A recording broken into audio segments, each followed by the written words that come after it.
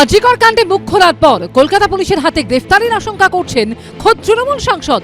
এই আশঙ্কা থেকেই এবার হাইকোর্টে দ্বারস্থ হলেন তৃণমূলের 3 বারের রাজ্যসভার সাংসদ সুখেন্দু শেখর রায়। তাকে মামলা দায়ের করার অনুমতি দিলেন বিচারপতি রাজস্বী ভরদ্বাজ। মঙ্গলবার হাইকোর্টে মামলার শুনানির সম্ভাবনা রয়েছে। শুরুটা হয়েছিল মেয়েদের রাত দখলের কর্মসূচিকে সমর্থন ঘিরে। সেই রাতে আজিকর কাণ্ডের প্রতিবাদে নিজের বাড়ির সামনেই মঞ্চ বেঁধে ধর্নায় বসেন সুখেন্দু শেখর। এরপর কয়েক ধাপ এগিয়ে সরাসরি কলকাতা পুলিশ কমিশনারকে হেফাজতে নিয়ে জেরা করার দাবি তোলেন তিনি। সোশ্যাল মিডিয়ায় লেখেন, সিবিআইকে স্বচ্ছতার সঙ্গে কাজ করতে হবে। প্রাক্তন অধ্যক্ষ ও সিপিকে হেফাজতে নিয়ে জিজ্ঞাসাবাদ করে জানতে হবে কারা কেন আত্মহত্যার গল্প রটিয়েছিল, কেন হলের দেওয়াল ভেঙে ফেলা হলো, কার মদতে রায় এত ক্ষমতাশালী হয়ে উঠেছিল, কেন 3 দিন পর স্নিফার ডগ আনা হলো। শত শত প্রশ্ন ঘুরছে। ওদের মুখ খোলান। রবিবার সকালে তৃণমূল সাংসদ সুখেন্দু শেখর রায়কে প্রথমবার তলব করে কলকাতা পুলিশ। তিনি হাজিরা না দেওয়ায় রবিবারই সন্ধ্যায় তাকে দ্বিতীয়বারের জন্য তলব করা হয়। কলকাতা পুলিশ সূত্রে দাবি, তৃণমূল সাংসদকে তলবের কারণ হিসেবে বলা হয় সুখেন্দু শেখর রায় স্নিফার ডগ নিয়ে সোশ্যাল মিডিয়ায় যে পোস্ট করেছেন তা অসত্য। 9ই আগস্ট ঘটনার পরই সেখানে নিয়ে যাওয়া হয়েছিল স্নিফার ডগ। এরপর 12ই আগস্টও স্নিফার ডগ নিয়ে যাওয়া হয়। এই নিয়ে ভুল তথ্য দেওয়ার কারণেই ডেকে পাঠানো হয়েছে তৃণমূলের রাজ্যসভার সাংসদকে।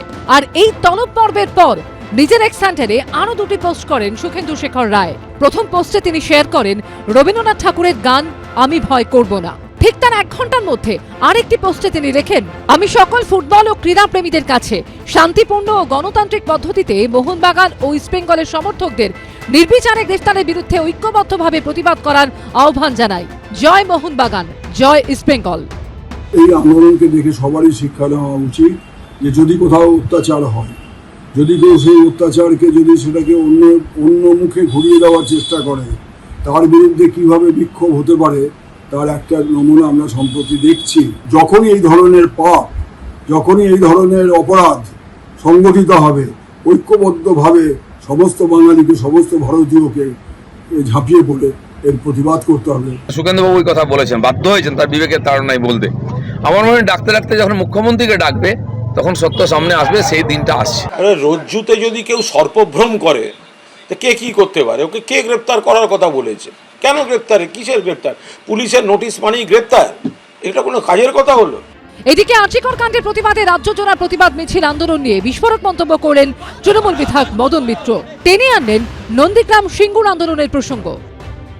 এর আগে দেখেছি যখন মমতা বন্দ্যোপাধ্যায় রাস্তায় নেবে সমস্ত নাগরিককে নিয়ে করেছিলেন, সেটাও আমরা দেখেছি। সেই সময় আজকে যারা মিছিলে রয়েছেন সেলিব্রিটিরা, মমতা ব্যানার্জির মিছিলও তারা ছিলেন যখন সিপিএমের বিরুদ্ধে তৃণমূলের শেষ পর্যায়ের আন্দোলন চলছিল, বিশেষ করে নন্দীগ্রাম সিঙ্গুরের পরে। মদনবাবু কি বলতে চেয়েছেন আমরা বুঝতে পারছেন। উনি মন্ত্রিত্ব যতদিন না পাবেন ততদিন এরকমই বলবেন যে সরকারটা পড়ে যাক। মন্ত্রিত্ব পেয়ে গেলেন আবার চুপ করে যাবেন, বা দিদির একটা ফোন চলে গেলে আবার চুপ করে, পরে পাল্টি খেয়েছেন কিনা সেটাও একবার দেখে নেন। কোন দিকে গড়াচ্ছে আজিকর কাণ্ডে আন্দোলনের অভিমুখ? সৌভিক মজুমদার, সুদীপ্ত আচার্য ও দীপক ঘোষের রিপোর্ট, এবিপি আনন্দ।